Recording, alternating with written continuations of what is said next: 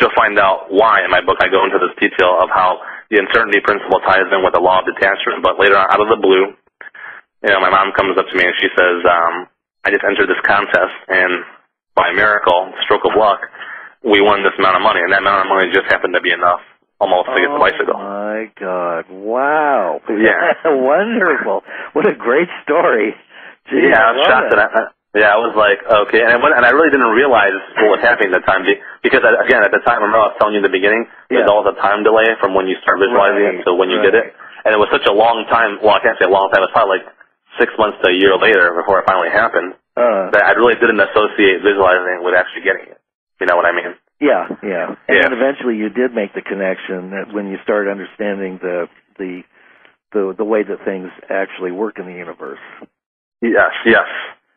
And also that maybe time that it may take a varying period of time and that's one reason why detachment would come in so handy, because what you're wanting or intending may not come in the next week or 3 weeks or maybe even months. It might be towards the end of a year.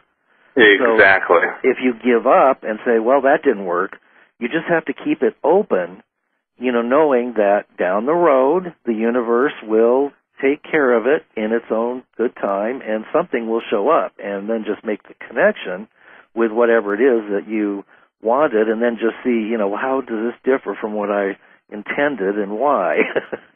Did I, is this something, maybe I didn't really want to have that, so maybe this is a better thing. So, yes, it's actually, it's good you mentioned that, because I have people call into me and ask me a question saying, well, Doc, I got this question I want to ask you. I'm trying to manifest something, and it's the first of the month. I want to try to manifest it by the 15th of this month.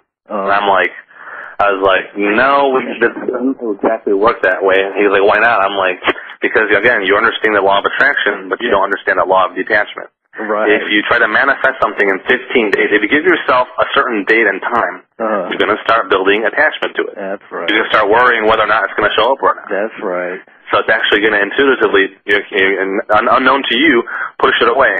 And so that's why in my book I really devote a lot of time to detachment, the law of detachment, because the law of attraction has already been overkilled. I mean, you got almost 800 books on Amazon on the law of attraction. I don't really need to go much more into the law of attraction. I need to go on something that most people aren't talking about, and that's the law of detachment. Right. Wow. Yeah. Well, it sounds like you have a terrific book there for people to use, and that it's easy to use, that anybody can do it.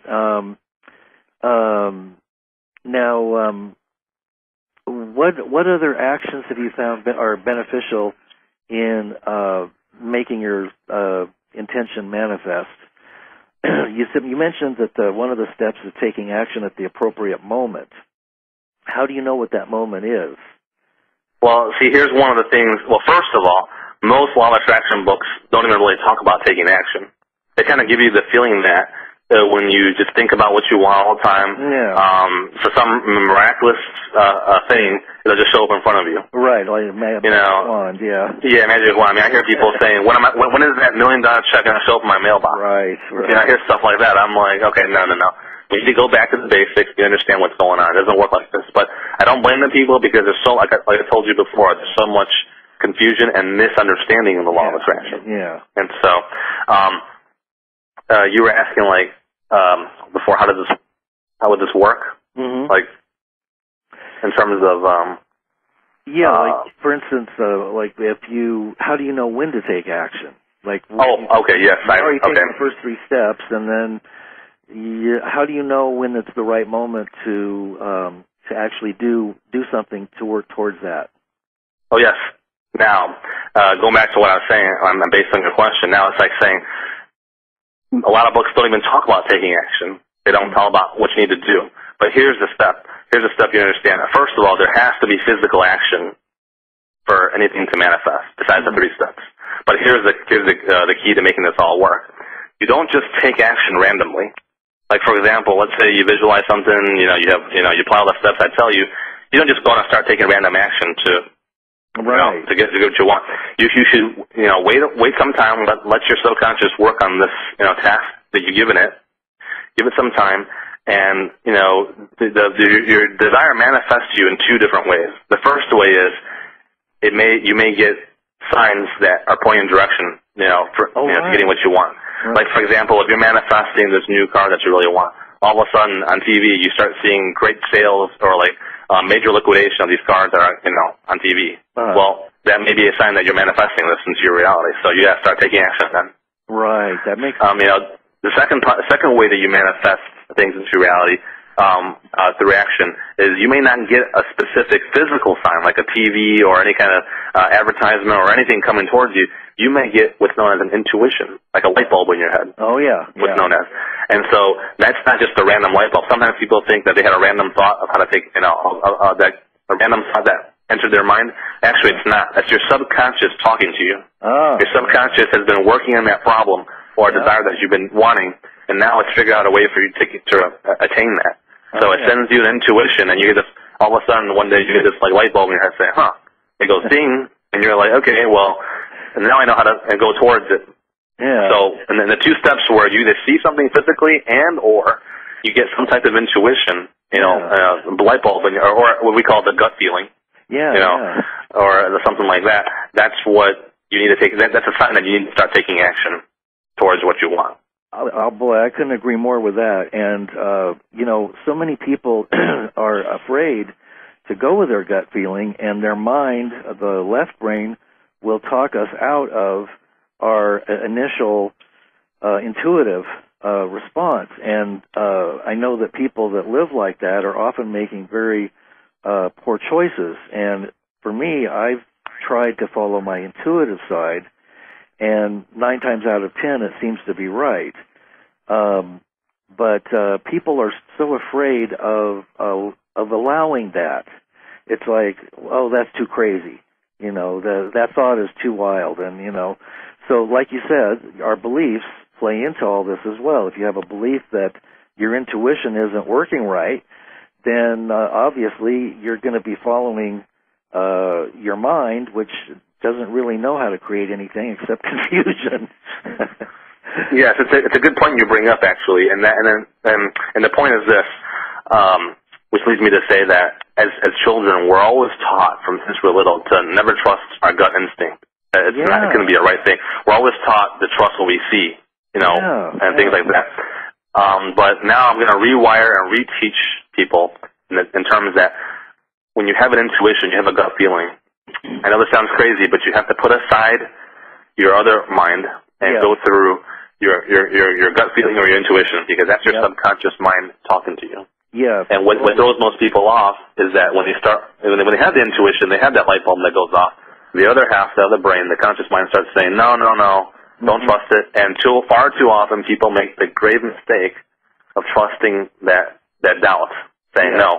And it might have been a great opportunity, a great idea to move forward, but now they move 2 steps backward because they didn't follow through with it. Mm-hmm. Mm-hmm. Absolutely. The classic example is going to a horror movie, and there's a little girl, and she's reaching for the knob of the closet, and everybody knows what's in the closet, and they're saying, no, don't go there, don't open the closet. And she probably had some kind of intuitive thought, maybe I shouldn't do this, but she couldn't help herself. It was like, no, I got to see what's behind the closet. So, and of course the monster's there, and he gobbles her up. But everybody knows. I mean, the whole audience is on the same plane. They know that she should follow her intuitive side. Don't do it. And I think that's how it works for most people. There's that a gut feeling. It doesn't necessarily talk in words, but it gives you the information to go in a certain direction or not, or to do something that's just totally out of your patterns. So I totally agree with what you're saying. That's really important. Yes. And like you said, when we're kids, we are connected intuitively, and we're just drilled to believe everything we see. And then the invisible realms disappear to us. I mean, I don't know about you, but I've talked to a lot of people who, as kids, saw ghosts, fairies, divas in the yard, all kinds of things that are right there in front of us, and or in the same space. So then the parent says, well, no, that's crazy. You just stop talking to your friend, your invisible friend. Yeah. And then that shuts down, and, people at school make fun of you if you talk about that stuff. So, it's really important to let yourself trust your own intuition. Exactly. And as Einstein said one time, imagination is more important than knowledge. Yes, totally. Now, I have a question for you. What about, do you ever get people, because sometimes I'm in this boat, where I just don't know what I want. I mean, I'm just totally blank, because I don't know if it's because I have everything basically that I need, or that I'm just not pushing myself to see what I can do outside the box of my own limitations. But it seems like sometimes I have difficulty coming up with, with things to work towards. So you're asking... Do most people just know, well, I want this, and this, and this? Actually, well, it's rare to find the person that kind of quote has everything. It's kind of rare in that sense. I think it's easier to ask the question of, or to answer the question of, to find out what it is they want. Okay. What it is exactly they're looking for. And actually, that's one of the first main steps in the law of attraction, which is, again, not taught enough. And the first step is, you ask somebody to manifest what they want. One of the key steps is you have to know exactly what you want. And when I mean exactly what you want, for example, if it's a new car, you need to know down to the make, the model, the features of it, everything about it. People just say, oh, well, you give a seminar and you tell people, okay, tell me what it is you want. They say, I want more money. I'm like, so I go, well, what's more money? Well, I just want more money.